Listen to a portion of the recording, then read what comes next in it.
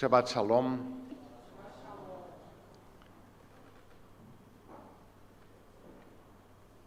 Ontem alguém me perguntou, diante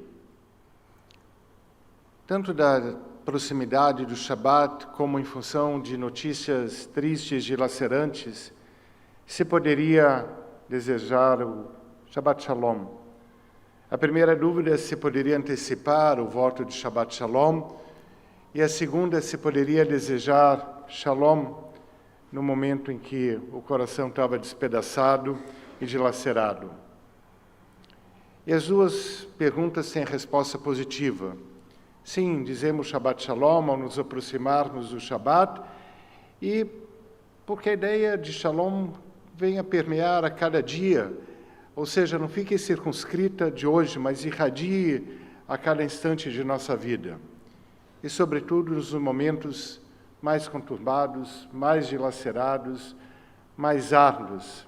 É nesses momentos que a gente precisa do acalento de Shalom, entendendo que Shalom não é aquela paz em que a harmonia prevalece de modo absoluto, mas compreendendo que Shalom é quando a gente encontra a completude do nosso coração e do nosso ser, nos momentos plenos, altos, mas também naqueles momentos dilacerantes, nos reveses, quando estamos sucumbindo às dificuldades. Essa ideia do Shalom vem como uma mão de impulso.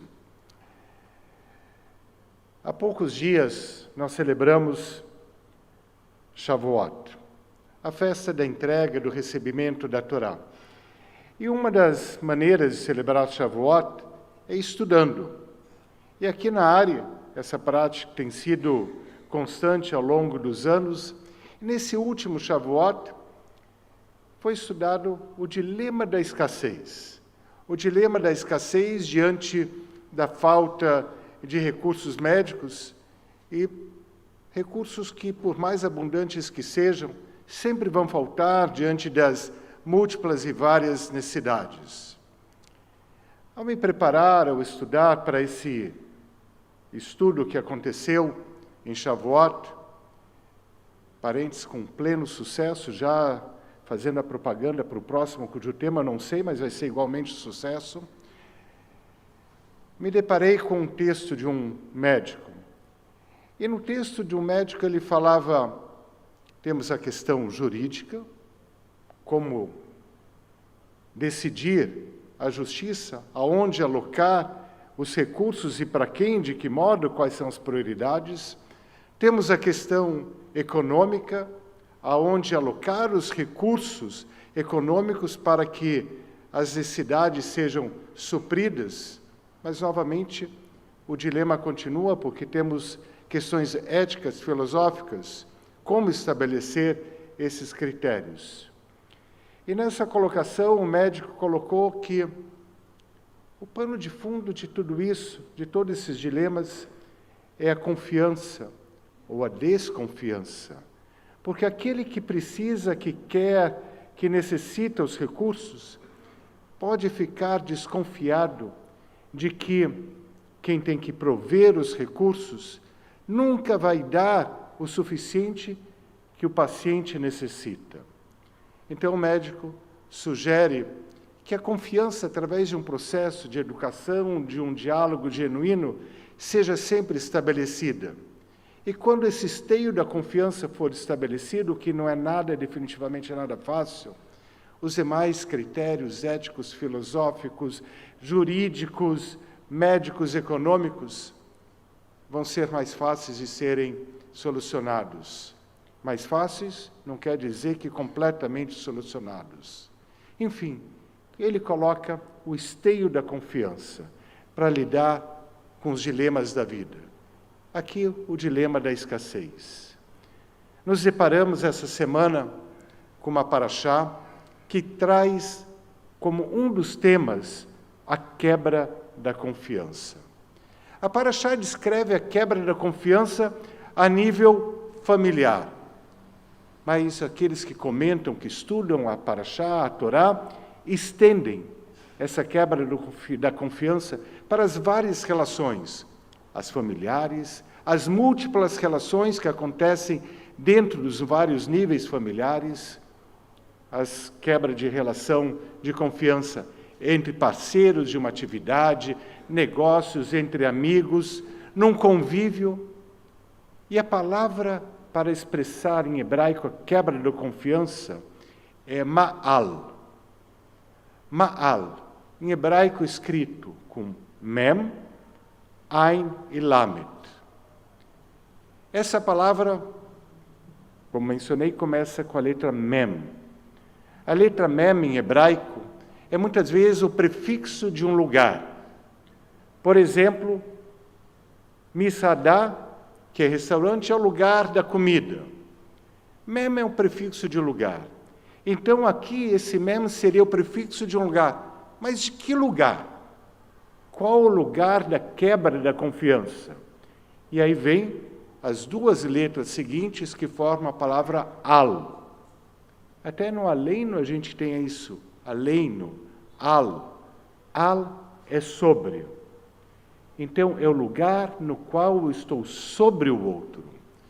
Quando estamos sobre o outro, numa superioridade, numa imposição, fazendo prevalecer os interesses a despeito da sensibilidade ou da ética ou da escuta apurada, quando nos revestimos de razão para acomodar nossos interesses imediatos, independente se essa razão é correta ou justa, quando justificamos uma suprema autoridade desdenhando o outro, ainda que esse desdém muitas vezes venha envernizado e floreado, estamos no lugar da quebra da confiança, o lugar que se coloca sobre o outro, pisando e esmagando, desdenhando, desprezando.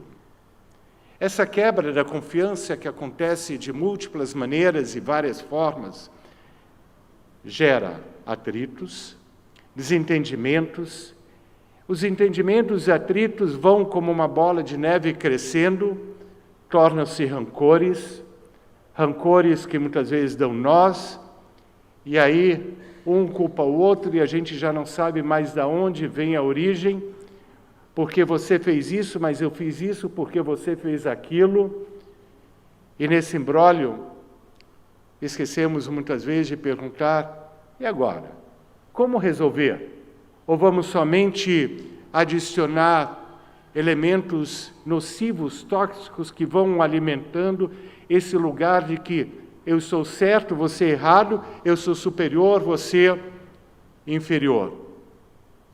A Parashá, a porção da Torá, traz 3 itens, 3 sugestões de como buscar resolver esse imbróglio, para que a gente não fique alimentando esses imbróglios de modo indefinido.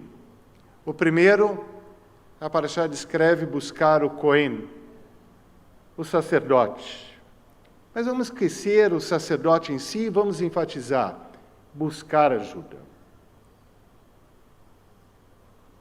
Deixar o lugar da superioridade em que ajuda não é necessária. Para resolver, muitas vezes, os embrólios, aqueles conflitos que vão dilacerando os relacionamentos, buscar ajuda. Ouvir, aprender, escutar, se abrir, ponderar, discordar, mas não deixar de abrir o coração, a mente, para uma ajuda. Não é fácil pedir ajuda, se abrir para essa possibilidade de alguém que possa criar uma nova perspectiva. A segunda maneira que a porção da Torá nos sugere para resolver esses embrólios que vão corroendo nossas existências e vínculos é escrever.